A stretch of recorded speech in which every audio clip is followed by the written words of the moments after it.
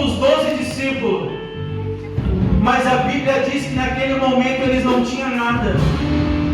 Tem muita gente que tem nome, mas não tem nada. Tem muita gente que não tem nome, mas o que ela tem, ela fala assim: Senhor, eu entrego nas tuas mãos. O que adianta ter nome, mas quando alguém tiver fome, você não tem nada para suprir a necessidade da pessoa? O que adianta ser conhecido como Pedro, Paulo, Tiago, Bartolomeu, Zebedeu, Felipe, Matias, Judas? Mas quando Jesus fala assim, o que você tem para poder saciar a fome desse povo, a pessoa não tem nada.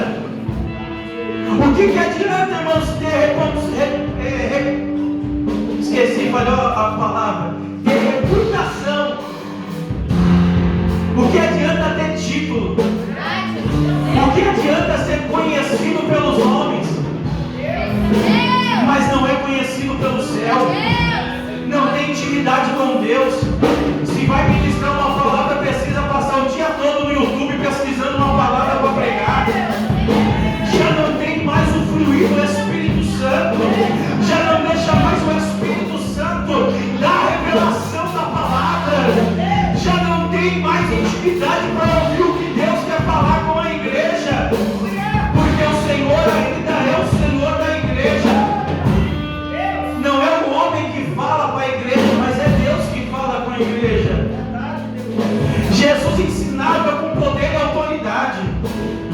E enquanto Jesus está ensinando, as pessoas iam até Jesus, porque sabia que a mensagem que saía da boca de Jesus era uma mensagem agradável.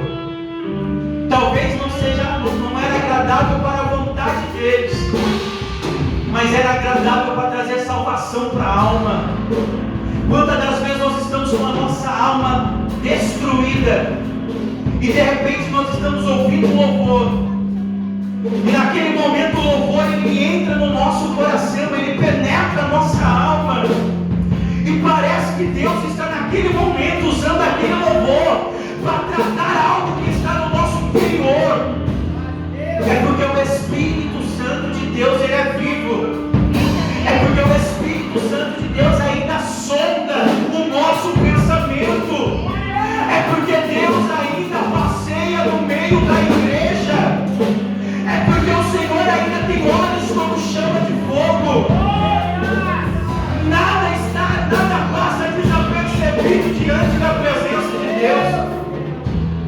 Jesus falava, e as pessoas que ouviam se impressionavam com aquilo que ele estava dizendo.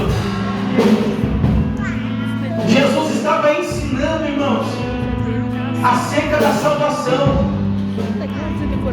E no meio do maior ensinamento sobre salvação, Jesus vai liberar uma palavra que vai estremecer a estrutura da terra. E a palavra é essa: Deus amou o mundo de tal maneira que deu seu Filho unigênito, para que todo aquele que nele crê não pereça, mas tenha a vida eterna. Irmãos, Deus amou o mundo de tal maneira. Como que nós vamos contabilizar esta expressão? Deus amou de tal maneira. Quando nós vemos o pacto da graça, que foi falado por Isaías, capítulo 6, quando nós escutamos aquele brado: a quem enviarei, quem há de ir por nós? Esta palavra, irmãos, ecoou pela eternidade. Deus estava bradando nos altos céus: a quem enviarei? Quem há de ir por nós? Porque antes do homem pecar, Deus já tinha um plano de salvação. Alguém um dia falou: antes de Deus falar, haja luz, Deus disse que haja cruz. Jesus é o Cordeiro de Deus que foi sacrificado antes da fundação do mundo. Eu imagino Deus no céu, irmãos, na eternidade, bradando: a quem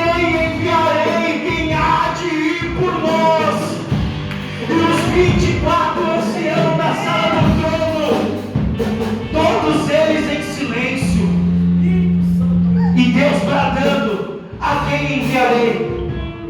Quem há de ir por nós? Os serafins, anjos de fogo, que voam mais alto do que o trono de Deus. A Bíblia diz que eles com duas asas, eles voam, com duas tampam o rosto e com duas tampam os seus pés. Mas quando Deus bradou, os serafins ficaram em silêncio. Deus continuou bradando na eternidade, aquelas palavras iam formando eco: a quem enviarei? Quem há de ir por nós? Os querubins que estão segurando o trono de Deus. Há uma plataforma sobre a cabeça dos querubins. Os querubins sustentam o trono de Deus. Os seus pés têm duas rodas, uma dentro da outra. Uma roda gira para um lado, outra roda gira para o outro. O Espírito Santo estava dentro da roda. E não era os querubins que direcionavam o trono, mas era o Espírito que estava dentro da roda. Mas quando a palavra era ecoada, os querubins ficaram em silêncio. E a palavra de Deus continuou ecoando pela eternidade: a quem enviarei? Quem há de ir por nós? Os arcanjos ficaram em silêncio. Anjos poderosos, que quando Gabriel foi levar um recado para Daniel, o príncipe da Pérsia não permitiu que Gabriel passasse. E de repente Gabriel precisou pedir ajuda, e o arcanjo Miguel veio para trazer resposta para Daniel. Anjos poderosos, anjos de guerra. Mas ouvindo aquela palavra, eles ficaram em silêncio. E Deus continuou falando: a quem enviarei? Quem há de ir por nós? Os anjos ouviram aquela voz e ficaram em silêncio. Os quatro seres viventes ficaram em silêncio. O céu ficou em silêncio. E de repente algo que vai estremecer com a nossa alma, porque Jesus ainda não tinha sido revelado. Ele era um mistério oculto dentro de Deus. Nós sabemos que a Santíssima Trindade, o mistério a ser revelado, não tem como explicar esse negócio. Paulo disse: sem dúvida nenhuma, grande é o mistério da piedade. De repente o Filho que está nos seios do Pai, ele vai liberar uma palavra. Ele vai dizer: envia-me a mim. Ele estava dizendo: os 24 anciões não puderam ir, os serafins não puderam ir, os arcanjos não foram, os anjos não foram, os querubins não foram. O céu está em silêncio, mas eu me manifesto. Eu vou para resgatar o projeto original. E se hoje nós estamos aqui, é porque Jesus, ele se fez carne e habitou entre nós. Irmãos, pessoas inteligentes foram para a lua. Pessoas corajosas foram até o fundo do mar.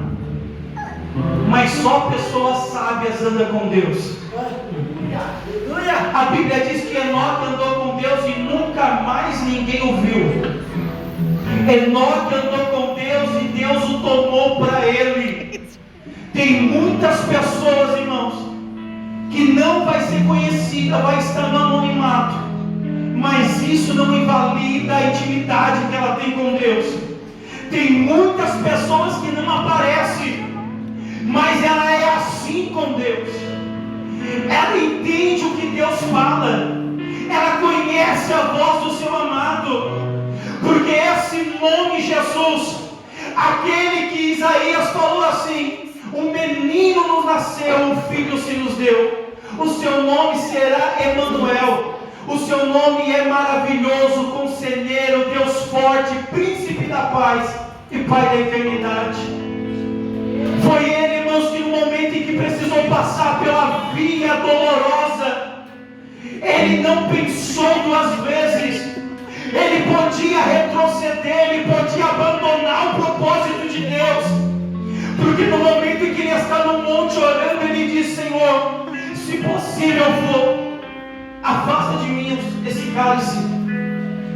Mas ele vai entender que o propósito é maior do que as nossas vontades.